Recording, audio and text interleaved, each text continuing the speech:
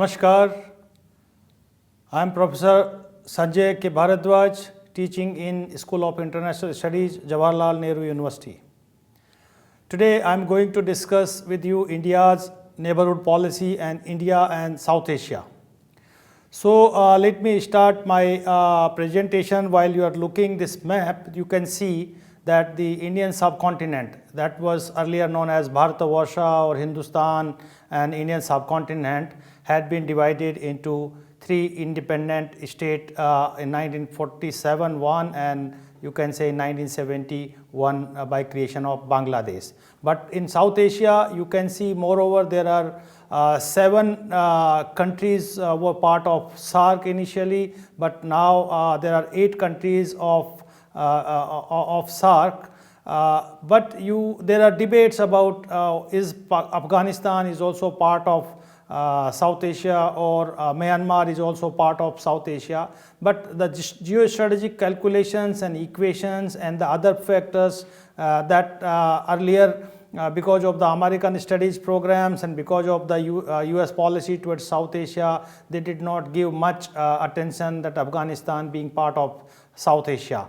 But after 9/11, Afghanistan has also been considered very much with part of South Asia, and particularly while they are making the policies like APAC policy and India South Asia policy, they are including Afghanistan as part of South Asia.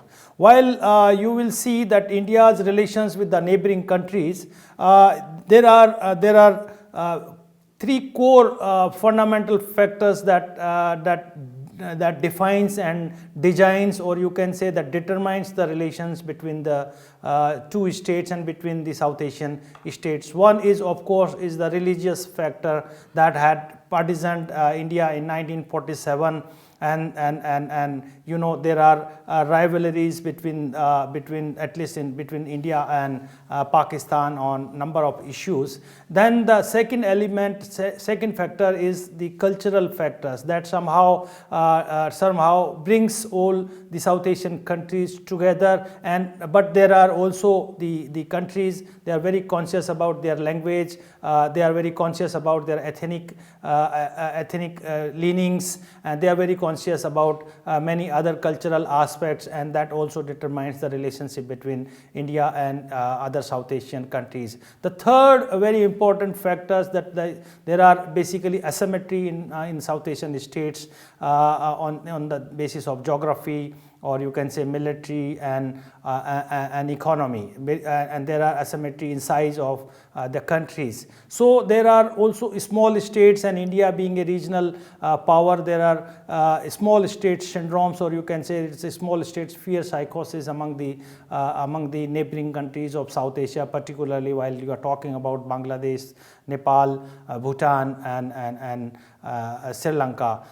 So that also determines their foreign policy or their policies or their relations between India and South Asian countries. But first part I would discuss that what are the factors that brings all these South Asian countries together. That, of course, I talked about the cultural dimensions, and or you can say we are part of common ecological organic system.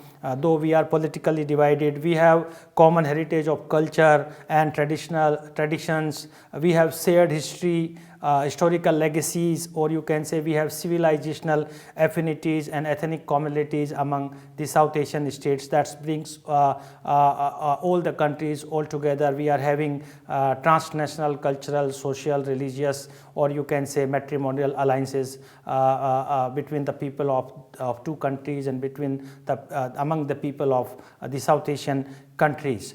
Though that one more very important, that most of the South Asian countries are still underdeveloped, or you can say that developing countries. So we are also sharing the same kind of socio-economic problems in that region.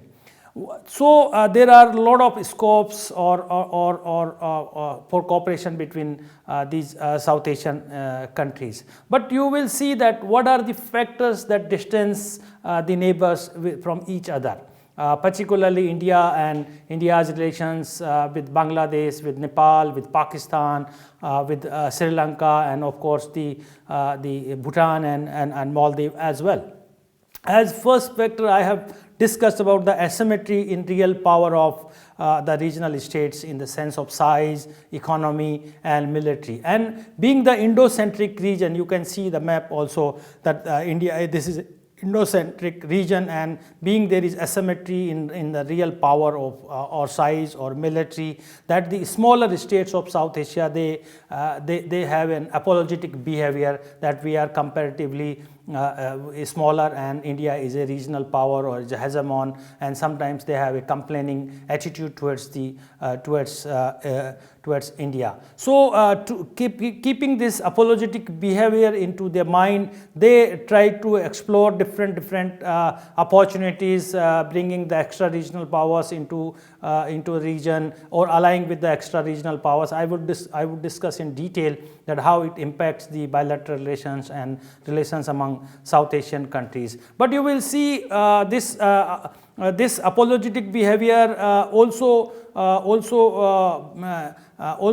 comes in a way while you see the India and the neighboring countries, they are having conflicts, particularly the border conflicts between the South Asian countries. And you can say that the partition of 1947 is still unfinished partition, because there are territorial disputes between India and Pakistan. There had been territorial disputes between India and Bangladesh, and there are also you can say that disputes between India and Nepal and India and Sri Lanka, or you can say these are the colonial legacies that we are carrying, and we are conflicting on territorial issues between the two countries, and there are complaint and counter complaint from the South Asian states.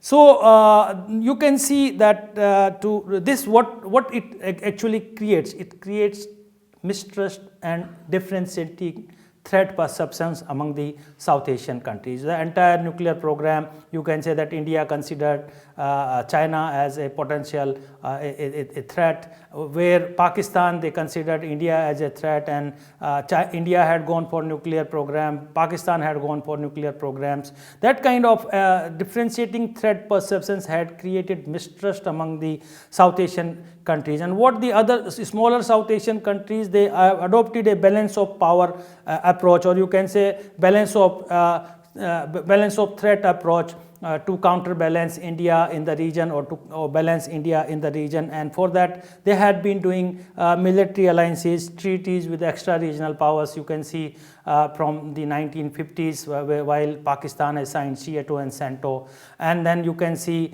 how Bangladesh had been aligned, or you can say had signed defense umbrella agreement with China in 2002, and you can see Nepal, they are also now collaborating and allying with China. Sri Lanka also is also bringing the extra regional power, particularly China, and giving their islands, or you can say for development of ports, that particularly Hambantota port that had been given for 99 years lease to Sri Lanka. This balance of threat or balance of power strategy of smaller states brings and entertains South Asian extra regional powers in South Asia, and that has been caused because of the ill-defined political geography that created irritants between the South Asian countries. It was basically known as Radcliffe Award, but this Radcliffe Award has become Radcliffe blunder.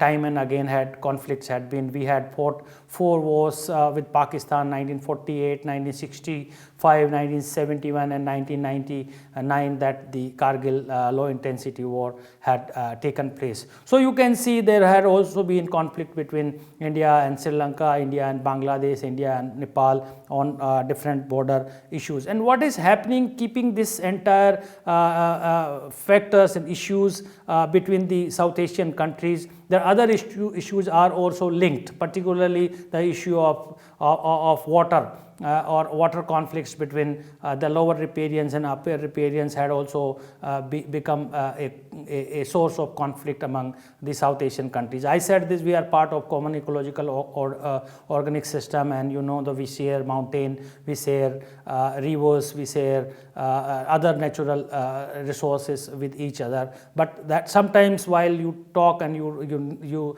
nationalize your resources, it generates conflict among the South Asian countries. And you can also see what is that the different, or you can say that diverse political system, that India being a largest functional democracy in the world, and that neighboring countries, particularly while you see the Pakistan had been moreover under military influence or authoritarian tendencies had been there. In Bangladesh also military had been influential factors. In Sri Lanka there were also political instability, particularly after 1980. Or you can say in Nepal, that had been a monarch recently, that from 2008, or you can say from 2015, that constitutional democracy has been established. But there are also instability in neighboring countries, and that creates an ad hocism in the policies. While the regime changes, so that has adopted a different type of attitude and posture towards India. While you will see that KP Oli is in power in Nepal, had developed closer ties with China and trying to distance from India, or you can say that they are playing India card in a way to attract China and asking investment and other kinds of projects in Nepal. That creates a problem in the South Asian region. If you will see in Bangladesh, if BNP comes into power, that different kind of relationship or pattern of relationship would be there. Awami League always have very cordial relations with India, signs major agreements, treaties. But while BNP is there, they develop very closer relations with China and Pakistan, all these countries. And you go in the Sri Lanka, while Rajapaksa brothers are into power, they are closer, they have very good relations with China, and they are hesitantly developing, having relations with India. So this kind of change or this kind of diverse political system creates ad hocism in the policy. Of course, in Pakistan, that the military had been a constant factor, and wherever there had been a peace process or some positive constructive approach from the democratically elected leaders of Pakistan, the military intervenes, and sometimes they go for coup and replace the government by another kind of government. So my point is there that this kind of environment has distanced the South Asian countries from each other, particularly India and the other neighboring countries. And you know what happened, that it has sustained confrontations and recurrent hostilities among all the South Asian countries, and that has become also victim of the structural handicaps because of the military, because of the bureaucratic system, and because of the subordinate relations, or you can say that the ethnic conflicts, or you can say that urban rural divide, or you can say tribal urban divides, particularly in Pakistan, creates a problem for India, while they export the insurgents, or they support the insurgents or separatist movement in India. They have supports the terrorist activities across the border and creates instability in India. That kind of problems that India has been facing, particularly after 1990, and you know that has created or distanced the neighbors from each other. If you will you will go and you will find that there are three clear broader policy objectives of India in the neighboring countries. One is, of course, the security. Security in the that there are two aspects of security: that internal security and the external security. While you are talking about the internal security, the three threats are very pertinent in India that face. One is of course is countering terrorism, and you know that the source of terrorism is cross border, or you can say had been in the neighboring countries, that had or you can say that the most of the terror outfits are grown in the neighboring countries, and they do their activities in India. So countering terrorism is one of the concerns for India, one of the security concerns, and for that neighboring countries are important, because unless the neighboring countries do not support the the counter or the terrorist activities, you can't control it. It's beyond your capacity, because again there are number of issues, and international laws applies that you can't act in the other countries' territory. So terrorism, countering terrorism, one of the security issues for India, and for that India neighboring countries are very important. Of course, the second security concern is that defying fundamentalism. If any country of the neighboring countries, they are cultivating the fundamentalist forces, that creates the problems to India, and that creates a wave of rightist forces. You can see that how Hafiz Saeed has been protected in Pakistan, how in Bangladesh also Bangla Bhai and other people, they had been, or you can say that Harkatul Jihad with Bangladesh and that kind of outfits had been promoted. Or you can, so if these kind of fundamental activities would be entertained by the neighboring countries, that would create a problem across the border, particularly with India. But Bangladesh government had been successfully curbing or suppressing or defying fundamentalism, particularly last more than 1 decade that Hasina government has been successfully defying the fundamentalist activities. But in Pakistan, you can see what type of systems are there, and we are facing the problem. Third very important problems that is that how to curb the separatist or curbing separatist and insurgent movements. You can see that particularly the northeastern states, they had been insurgency affected states, and you know that where they were having bases. Anup Chetia was having bases, Ulfa was having bases in Bangladesh, and they had also bases in Bhutan and Myanmar. But successfully, thanks to the neighboring countries' governments, that they had been supporting to India to curb the insurgents and insurgency in northeastern countries, and we are comparatively relatively successful in to curb the insurgent movements. But one point is very clear: while you are talking about the internal security of India, then the neighboring countries are very important, very relevant in a way that without their support you can't deal with these problems. The second, of course, it comes to the external security threats, and external security threats, of course, is particularly 3 states. But before going to external security threats, let me also point out how India is dealing with the neighboring countries while related to the internal security threat. There are 2 clear-cut approach of India in dealing with these problems, with the security issues, particularly in the context of the neighboring countries. One is the strategy of soft power, that you try to bring the neighboring countries into fold, the people into fold, by having confidence building measures, or you can say people to people cooperation, or cultural or academic cooperations between the 2 countries. Or we believe in promoting the low political areas, particularly the business and market economy, or market integrations and interdependencies between the South Asian countries, so that like SAARC and SAFTA and all efforts and Aman Ki Aas and kind of things of the peace process we had between the 2 countries, like bus diplomacy between Lahore to Amritsar to Lahore, or you can Dhaka to Kolkata, kinds of soft diplomacy that India tried to apply, so that you can take the neighboring countries into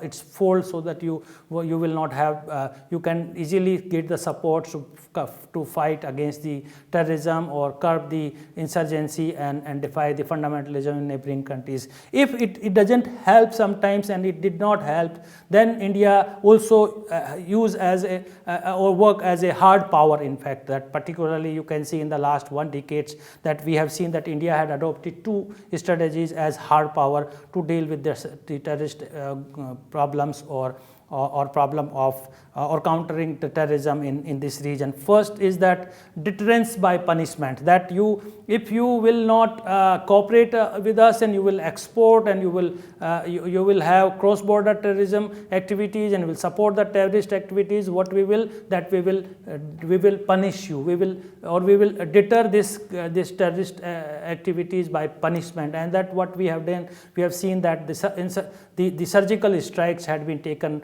place by Indian governments in Pakistan occupied Kashmir and other areas to defy or to finish the terror outfits in the bordering areas of Pakistan and other South Asian states. So this is first strategy, that the punishment or deterrence by punishment. The second is the denial strategy. Of course, we are adopting a denial strategy in a way that we are upgrading our ports, our bases, our border security forces. We are also developing tools and techniques, or you can say the technology and intelligence service, and cooperating, trying to have better cooperation with the intelligence agencies of the neighboring countries, particularly in Bangladesh, Bhutan. We had been very successful to develop one kind of intelligence network between the two states or two countries of South Asia. So these are the strategy approaches that India tried to adopt while dealing with the internal problems of the region. But of course, the external security threats that comes, or you can say that the external systemic pressures also gives a concerns, raise a concerns for India in its periphery or its region. Particularly, you can see China. China is an inevitable competitor of India and of India in the South Asia, or you can say that that the neighboring countries, particularly Bangladesh, Sri Lanka, Nepal and Pakistan, they are entertaining extra regional powers for in a way to counterbalancing India in this region. Of course, Chinese, they have their interest that in the regions we have largest you can say 1.6 billion people's market. We are also they want to come here for the market. They want to come here for the investment. They also want to come here not only for geo-economic regions but for geo-strategic regions. And they are also coming. The Chinese, they are coming for the arms supply and other activities in the region. So you can see that they are developing friendship with the neighboring countries. They are developing friendship bridge, ports, or you can say they are giving soft loans, or they are giving loans and to the neighboring countries, developing infrastructures. You can see in Pakistan that China-Pakistan Economic Corridor or Gwadar port has been developed. You can see in Hambantota port in Sri Lanka. In Bangladesh, they are also investing, building a barrage on Tista River. They are also upgrading the Sylhet ports, airports in Bangladesh. So they are giving a good amount of a line of credit to the neighboring countries. That comes around $62 billion to Pakistan, around $22 billion Bangladesh, around $12 billion to Nepal, and $8 billion to Nepal, and $12 billion to Sri Lanka. So you can see that this is one thing why Chinese are coming. Of course, they have one intention, is that balancing India in this region, or you can say encircling India or engaging India in this region. Second thing, market, of course, I have discussed. The third important, that some of the vulnerable territories of China is bordering with South Asia, particularly Tibet and Xinjiang. So they are concerned that if there is any kind of disturbances, problems, that they can have easy access to control any damage that takes place in Tibet and Xinjiang. Of course, the second is that the USA USA had been an actor and factor in South Asian politics. That USA had brought the Cold War politics in South Asia in 1950s and 60s. But now India has developed a new strategic partnership with United States. We are having good relations or agreements and treaties had been signed between India and USA in recent past. But of course, neighboring countries are also having closer ties with the United States. That US is increasing presence through initiatives of peace building, or you can say promoting liberal secular democratic values in these regions, or they are becoming developmental partner in these regions. Particularly, there are conversion of interest between India and USA on the issue of terrorism, on issue of China, or on the issue of other peace and stability and democracy in this region. But and of course, there are also interest of USA to fight against or to war on terror that is taking place in Afghanistan. Their forces are there in Afghanistan. They need support from other South Asian countries. But they are coming. They are also developing partnership with each other. And what is happening? What is the US interest here? Of course, one is that balancing China or countering China in this region. Second, of course, I told about war on terror. They are also eyeing on the civil nuclear programs of this region, and of course they are also having interest of trade and investment, and particularly in energy sector, because they are also looking that how we are moving, we are developing our civil nuclear programs in this region. Of course, the third external threats and investments are coming from the Islamic world, that particularly Pakistan and Bangladesh, they are developing closer ties with and getting a lot of supports and petrodollars from the neighboring countries, from the Gulf countries, and in these countries. But it has also somehow generating conflict within these Muslim dominated countries in Bangladesh and in Pakistan, on between, you can say, Hanbali and Hanafi, and that Arabian type of Islam, or that Persian type of Islam, because we have very kind of syncretic ethos values in Islam that has impact of Sufism, and that has conflict with the Arabian type of Islams. So that kind of conflicts is creating, and that creates instability in this region. Second objective that I have talked about, that economic development. India has understood, particularly Modi government has understood very well that unless until you will not develop the neighboring countries' economy, they will not develop their infrastructures, you cannot develop, you cannot have a peaceful and cooperative South Asia. Of course, Gujarat has started this with the policy of non-reciprocity, but had been carried out by Manmohan Singh, and Modi government has been executing this policy. Basically, that has been that we have adopted an approach from reciprocity to non-reciprocity, that we do not have any expectations from each countries. The second thing that India had developed is that we have come out from bilateralism to multilateralism, that we will have a multilateral approach, particularly in regarding the energy corridor, connectivity issue, or if there are river conflicts, that we will involve all the riparian rivers, riparian countries in the negotiations, so that we can end. Then you can also see there are also shift from the negative unilateralism to constructive unilateralism. What is that constructive unilateralism? That we will give you aid and assistance or line of credit to develop your infrastructure and economy. You can see that a number of line of credits had been given to Bangladesh. It is around $8 billion had been given to. We had also given line of credit to Nepal and Sri Lanka. Sri Lanka, we are developing housing in Jaffna areas, and we are connecting Jaffna with Colombo ports, and number of other projects we are developing these countries. In Afghanistan also, we had been developing their schools, their parliament, their hospitals in Afghanistan. So that constructive unilateralism has been developed between the countries. The fourth, we had also come out from the resource nationalism to resource sharing, that we will share our resources. Let the neighboring countries take the leverage of our resources, for the development of these, particularly Modi's initiatives to have a SAARC satellite, that all the South Asian countries would be benefited, though Pakistan did not join. Then we can see that we had also come out with BBIN initiatives that Bhutan has not yet signed, but it is a type of agreements that where Nepal can go to Bangladesh, or Bangladesh can go to Bhutan, and India can go to northeastern states. That kind of the constructive or resource sharing formula had brought all the South Asian countries together. The third policy objective, of course, is that we also want to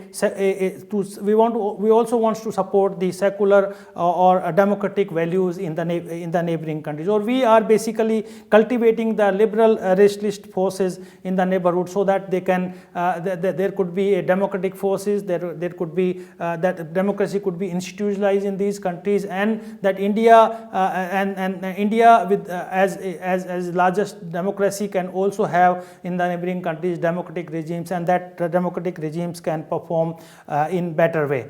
So in conclusion, I would say that while we are looking and dealing and having approach to the neighboring countries, we have to understand the domestic constituents of the neighboring countries. Particularly, while you will see there are three streams of thinking in the neighboring countries: liberals, radicals, or realists. While the liberal streams and the radical streams, they want to have better relations with India, wants to have believe in the coexistence and sovereignty, respecting each other's sovereignty, and wants cooperations with India. The radical and conservatives, they use India card or they use religious cards to distance from India for their political benefits or for political discourse in the neighboring countries. Then that distance from India for many of the policy and developmental aspects. My point is there that India, as it had been doing, has to cultivate all the constituents so that you can take them into confidence,